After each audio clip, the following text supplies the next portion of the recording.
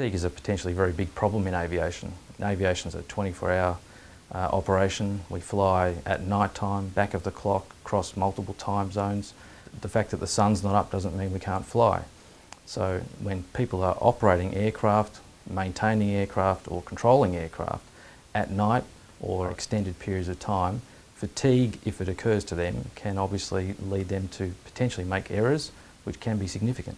Previously, fatigue tended to be an industrial issue with management on one side wanting maximum productivity from their employees and employees on the other side pulling on the tug of war looking for better conditions of work. But science really comes in the middle and tries to make sure that we're looking at an objective approach to fatigue, looking at it from a safety perspective rather than an industrial one, and making sure that we've got, as I said earlier, a shared responsibility between both the organisation and the employees to get a better outcome. One of the big factors that to me is low-hanging fruit for our lamies is shift work, and just giving some thought on the impact of shift work over the longer term. It's what we call circadian desynchronisation. So what's that mean to most of us? Most of us like to go to bed probably around 10, 11 o'clock at night and get up around when the sun comes up. And that's a circadian cycle that we go through on a daily basis. Any personnel exposed longer term to having to move their bodies from being, sleeping during the night to then have to work night shift and repeatedly changing is basically putting their body outside of what is a normal synchronisation.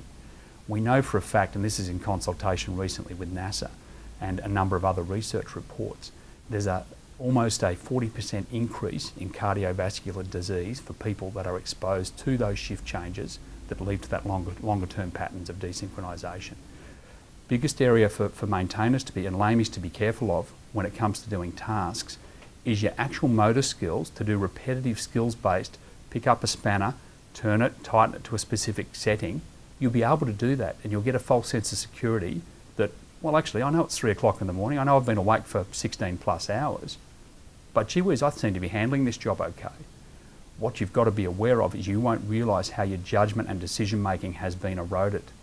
Now, if everything goes to plan, you may get away with it, but it's when things change and you've got to start making decisions and you've got to make judgments around what you're doing, that's when you're going to enter into a danger zone. And that's where ideally you need to have a support pattern where there's other people that can help you get through that. And good risk controls like appropriate use of caffeine and other layers of inspection to basically risk mitigate. We've got a lot of studies that make reference to blood alcohol content. And we know for a fact that when you're getting up to the 17 plus hours of continuous time awake, that can equate to performance equivalent to blood alcohol content of 0.05. If there's nothing else I remember, particularly as a supervisor, any time someone comes to me and I'm having a discussion that's along the lines of, boss, I just need to extend the shift, I'm good to go. That sounds pretty positive, doesn't it? Take that same comment and then perceive your reaction if they rang you up and said, boss, I'm just a little bit drunk, but I want to continue with the task. Because every time as a supervisor, you're potentially having the thought of a shift extension and it's getting up into that 17 plus hours of continuous time awake for the people working on a task. That's what you should be thinking about. Fatigue is a shared responsibility, shared between the organisation and the individuals.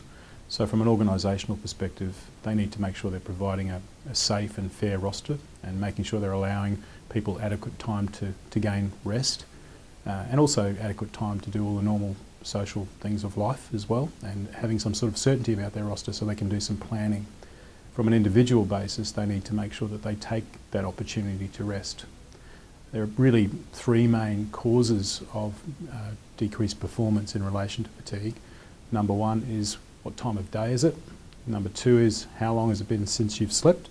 And number three, have you built up a sleep debt over the previous days? So have you missed out on some sleep that you should have had? Most people have an average requirement of about 8 hours. And if you only have 6 hours for 3 nights, you've built up a sleep debt of 6 hours, and that contributes to decreased performance. Well, the organisation needs to work very carefully with its engineers to avoid potential problems with fatigue and errors that may occur as a result. It requires close cooperation between the organisation and the engineers to make sure that everyone is recognising that fatigue is a potential problem. Strategies need to be put in place by management to ensure that workers are adequately rested, not overly taxed in the work that they're doing, particularly if it's at night.